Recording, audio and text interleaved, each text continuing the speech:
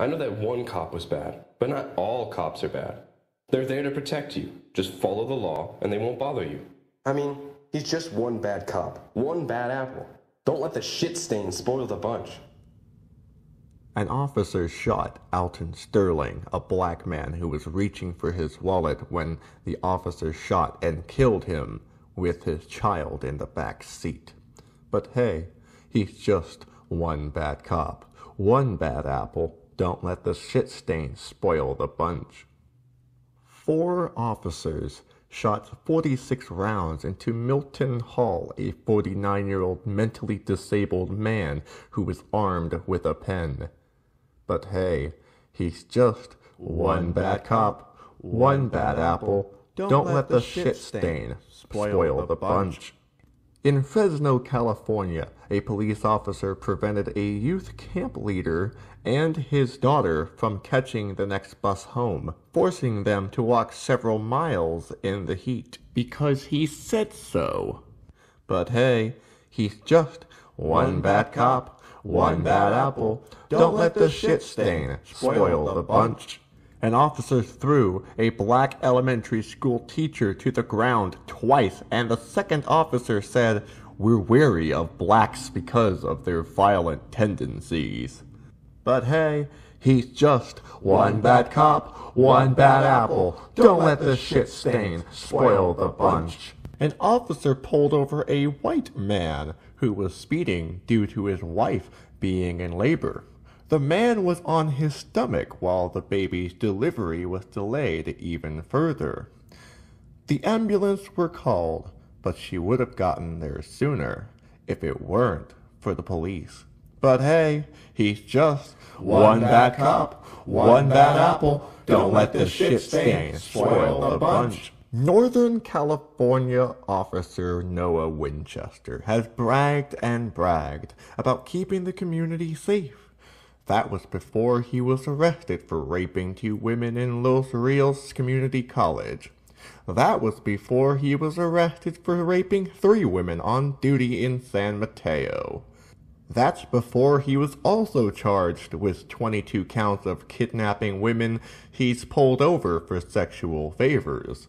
But the San Mateo Police Department plan on paying his legal fees. But hey, that's just one bad cop, one bad apple. Don't let the shit stain spoil the bunch. An unarmed black behavioral therapist was supervising his autistic patient who was playing with a toy truck at the park. When Florida police pulled up, the behavioral therapist laid obediently on the floor with his hands up, begging the officer not to shoot. The officer shot him, and then the therapist asked with blood on the floor, "Why did you shoot me?" The officer responded with, "I don't know." And according to the police union, he was actually trying to shoot the autistic patient. And it was deemed heroic. But hey, that's just one bad cop, one bad apple. Don't let the shit stain spoil the bunch. 30 black students were escorted off of Valdosta State University where the Republican National Convention transpired. The police involved in the case didn't even know who called them or why they were being called since the black students weren't even protesting. While it is speculated that Trump's campaign called the police, the 30 black students were not allowed on the property of the school, which they attended. But hey, that's just one bad cop, one bad apple. Don't let the shit stain spoil the bunch. A North Braddock police officer just outside of Pittsburgh was on a school bus when an elementary school child was smiling at him. The officer walked over to the kid, leaned over, and exclaimed, "Smile in my face one more time, and I'll be dragging your ass off this bus and back to that fucking police car. Don't smile one more time." But hey, that's just one bad cop, one bad apple. Don't let the shit stain spoil the bunch. In 2014, a flash drive was discovered by a coworker of Glasgow law enforcement officer Marty L. Rainey, to which they discovered shocking images of him sexually assaulting and raping women and children. It was later discovered that Marty was using his badge to inflict fear onto his victims, for he also engaged in child prostitution.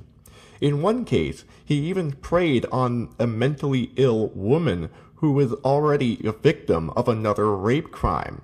The officer would send her photos of his penis. He then told the victim's mother that if she wanted justice for her daughter, then she would have to strip nude and send him pictures. Thankfully, he was recently found dead in his cell. But hey, that's just one bad cop, one bad apple. Don't let the shit stain spoil the bunch. Stop. What are we doing here? What is this noise that doesn't seem to end? It's almost like an echo, and it's been vibrating for many generations up to this day. It's always one bad cop, same old excuse, 1,000 times. I don't think that this is okay. You don't think that I'm so dumb, yet you would think that I would submit here to the ideas that cops aren't cruel? Fascism is anything but cool. Chris Dorner, Dan White, Zimmerman, and all the other countless examples I have not named. They're all justified and glorified. Apologists are blind and scared of all the stories that's been aired. It's like, have a one-sided report of a black man and the cops are the heroes once again. We don't hate the police because it's punk rock to hate the police. We didn't just wake up and decided it was hip and cool to oppose them.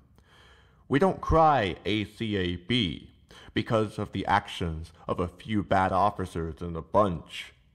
The problem with the bunch is that they add up, and they are consistent. The condition of their employment forces them to swear to enforce all laws, including unjust laws that are passed by racist and psychotic politicians. It doesn't matter why the law exists or who appointed it. The police must uphold it, no matter what. If the law involves inflicting unjust violence on people who are innocent, like the new Texas law SB 4, where the police must pull over someone to ask for their immigration status, thus racially profiling them. They must uphold that law, too.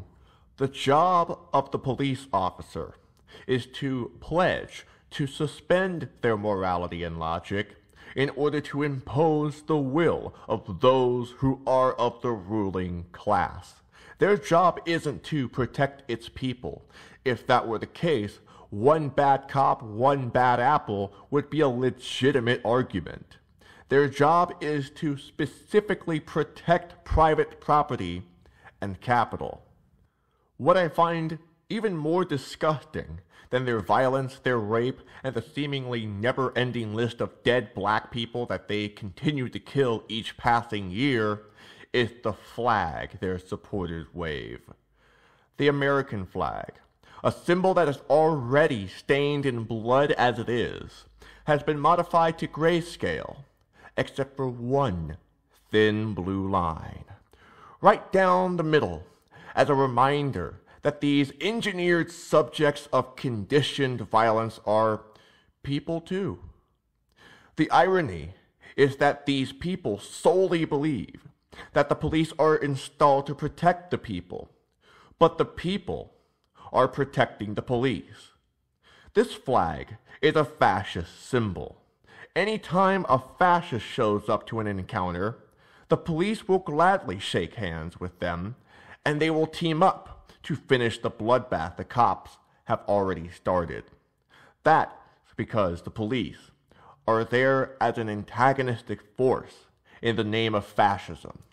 I don't want to see more serial killers in America getting paid to leave and relocated to another city when they get caught. I don't want to see entire police systems like the one in Ferguson, where the commonplace meeting consists of Lieutenant Patrick Hayes saying things like, "Let's have a black day," and "Let's make the jail cells more colorful." I don't want to see the Los Angeles Police Department on the hunt for Chris Dorner if they're going to mistake him, a singular black man, for two women, and shooting their truck with several hundred bullets.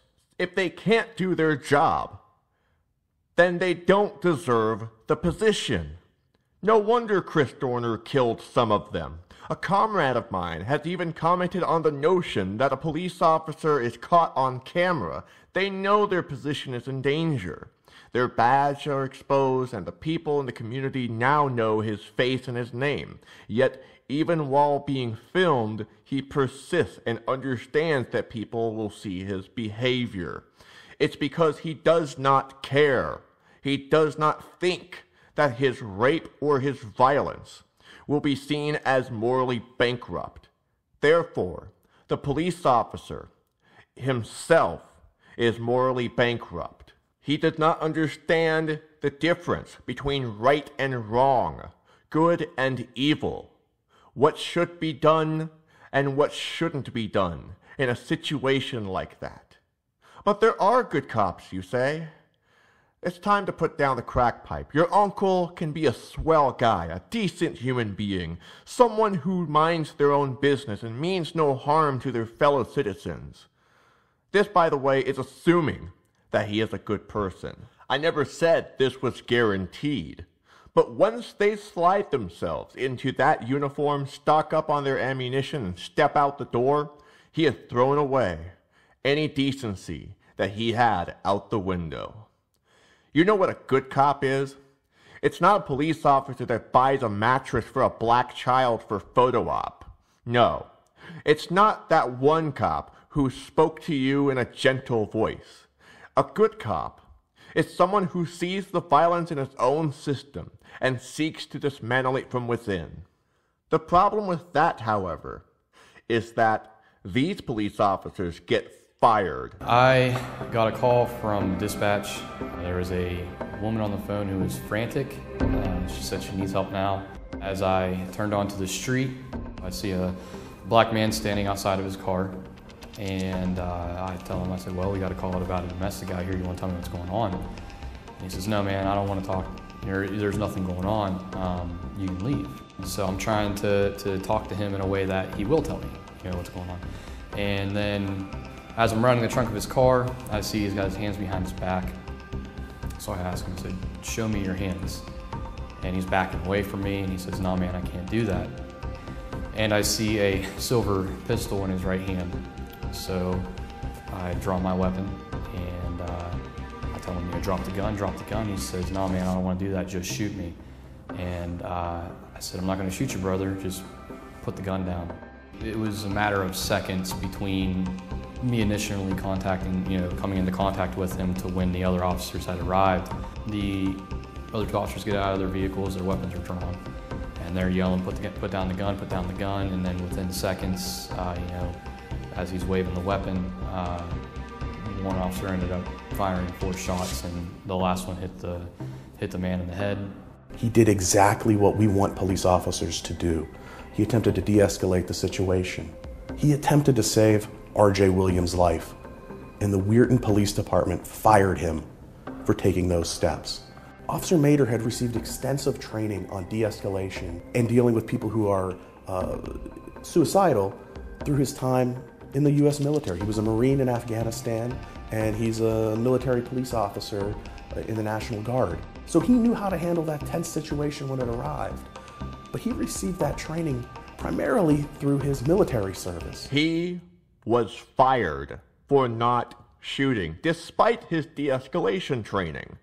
Morally speaking, even if the man had full intent of shooting the officer should have full knowledge that him being shot could very well happen. That's what a hero does.